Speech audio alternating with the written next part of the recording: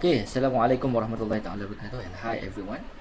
So we meet again. In this video we're going to talk about the response for force vibration subjected to harmonic excitation.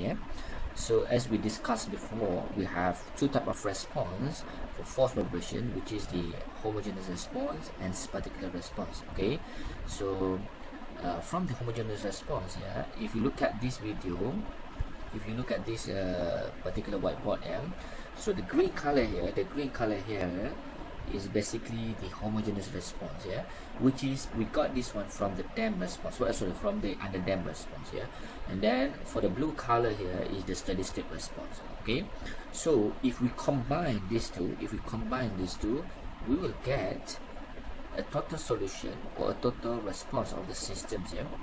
Okay, so this is the green color here is basically coming from the system due to the initial disturbance or due to the initial conditions, and this is due to the harmonic excitation of the systems, the steady state excitation of the systems.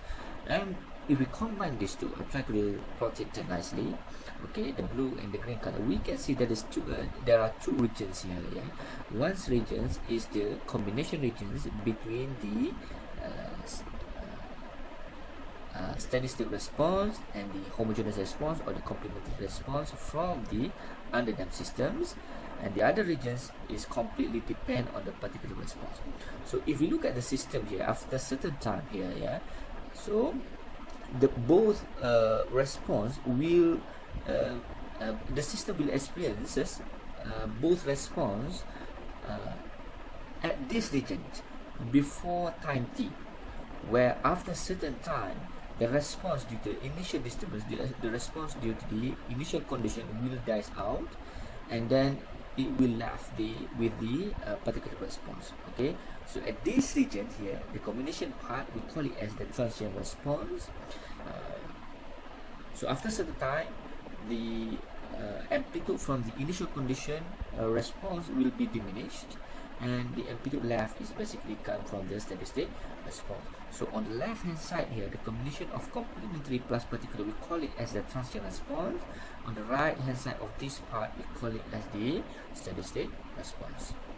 Okay, so in our case, for undamped case, we are interested to know what is the transient response for the system, because for undamped case we will have both response from the homogeneous and the particular response. But for damped case, we are not really interested to know the transient part, but we, for a very long time, for infinite time, our interest is basically to know the response for infinite time. So for damped case, we will be looking at the steady state response. Okay guys, okay, now let's talk about the magnification factor.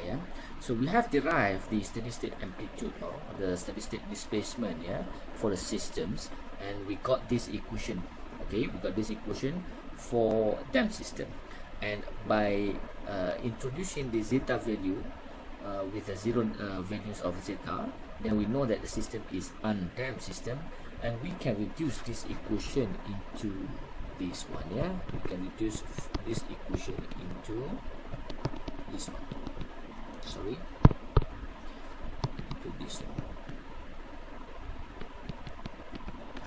Okay, so that is this one. This one is for undamped. The steady state response for this one is for the steady state response for the undamped system, or the steady state amplitude, and this one is the steady state amplitude for damped system. Okay, let us now look at the variation of magnification factor from the plot from this equation. Okay, so we can represent our magnification factor as the ratio, as the amplitude ratio between the steady state amplitude with the static amplitude, okay, which is static deflection here. Okay, and then we got this representation in terms of frequency ratio. R is the frequency ratio. So if you still remember, R is basically is equal to omega divided by omega, and the frequency ratio, and zeta is the amplitude ratio. Okay, so let us plot this one.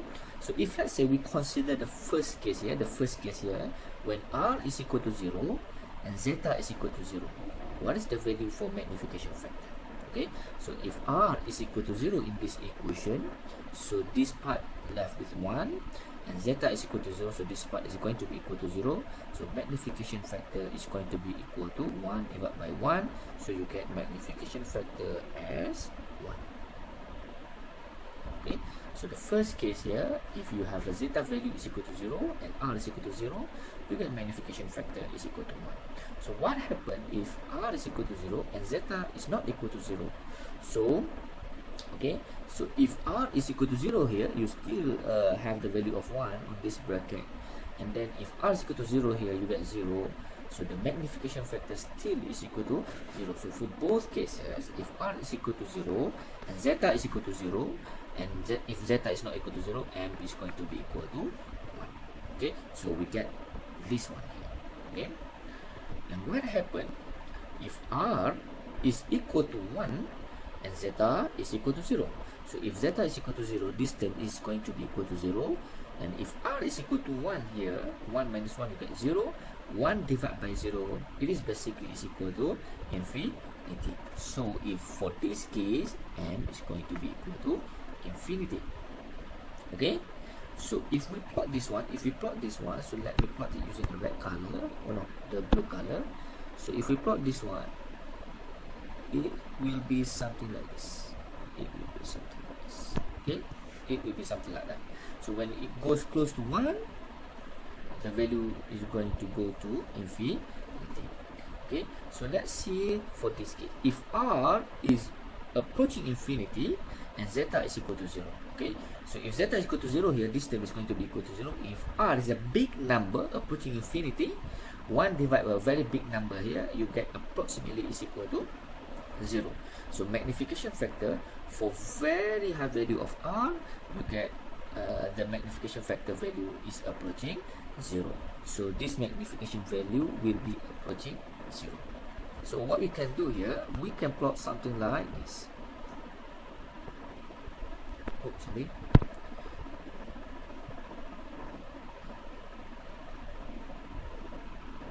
We can plot something like that.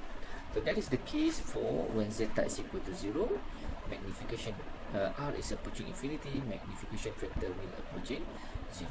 So if you still remember in the previous video, I plot the magnification factor for undamped system in the negative side. So if you want to put, if you want to plot it like this one, you just make a magnitude, we just take the magnitude part of the magnification factor. So you can plot it as a positive value, so you get the same plot as this one. Yeah, okay, all right. Now what happens if r is equal to 1? Okay, what does it mean by r is equal to 1? R equal to 1 here, it is basically resonant over here. Yeah, so if r is equal to 1, it is resonant. Yeah, so means that omega is equal to omega n. So if r is equal to 1, zeta is equal to 0. Okay, if r is equal to 1, zeta is equal to 0. So if we substitute here r is equal to 1 here, and then you substitute zeta is equal to 0, okay, you get infinity value. But if r is equal to 1, zeta is not 0 value here, okay, means that if r is equal to 1, this part is going to be equal to 0, but r is not 0, means that you have zeta is not 0, means that you have a zeta value. So if you increase the zeta value, magnification factor will be decreased. If you decrease the zeta value, magnification factor will be increased. So what we can do here, okay, and if you look at this case, if you look at this case, if r approaching infinity and zeta is not 0, means that this value is going to be a very big value. Again, 1 divided by a very big number, magnification factor will be approaching 0. Okay, so for this case, magnification factor will be approaching 0, and will be, okay, this depend, increase or decrease. Okay, so if we plot this one, we should get something like this. Yeah, we should get something like this.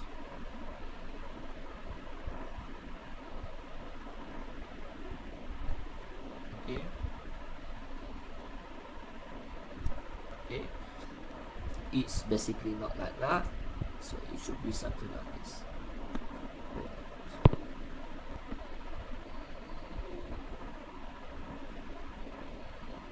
It will approaching 0. Okay, that is the cases. Yeah, that is the cases for magnification factor. So this one, if we plot this one, we can say that this one zeta is equal to 0, and this one here,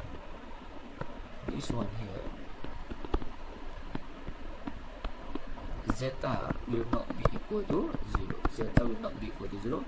But it is in increasing value. Why increasing value? Because when you increase the zeta, magnification will be decreased. So when we increase the zeta from this line to this line, okay, and to this line, the magnification will be reduced. Okay, all right. So that is for the valuation. So what is this value here? So if you can see here, I plot this one. The maximum value is not exactly at r is equal to 1. Okay, the maximum value slightly deviate to the left from r is equal to 1. So how to get that maximum value? How to get this maximum value? So we know that at the peak of the plot here, the maximum value, to get the magnification maximum, basically the when we differentiate the magnification with respect to r is going to be equal to 0. Okay, so if we differentiate the magnification factor here with respect to r, and then you should equate it is equal to 0, then we know that if we differentiate this term, we equate this one as equal to 0, we should get r. So in this case, I left this one to you for you to do it at home. So if you differentiate that one, you will get the r for maximum value of m is equal to set 1 minus 2 zeta squared. Okay, you should get this one. Okay, so you should differentiate this equation, equate it to be equate it to is equal to 0, and then factorize it, and then simplify it. Finally, you will get r is equal to 1 over set of 1 minus 2 zeta squared. And by substituting this one here, r, this value r, back into this equation, you will get the maximum m value, which is maximum magnification factor. So you should get this equation if you substitute back into the equation. Okay, so hopefully you can follow the step on how to do this. This is basically mathematics, so please do it at home, and then if you have any question, please ask me. Yeah, okay, all right. So one more thing to discuss here. Okay, so I can separate this one into three. I can separate this one into three complete. I can separate this one into three regions here. So I can put it as at this region here, as this one, and this one here. So this one, so I can call it as, so this one is second region, and this one is the third region. Okay, so this region, I can call it as K region. The second region here, I can call it as C region, and this region here, I can call it as M region. Why? I call these three regions as stiffness region, stiffness control region, damping control region, and mass control region. Okay. So why?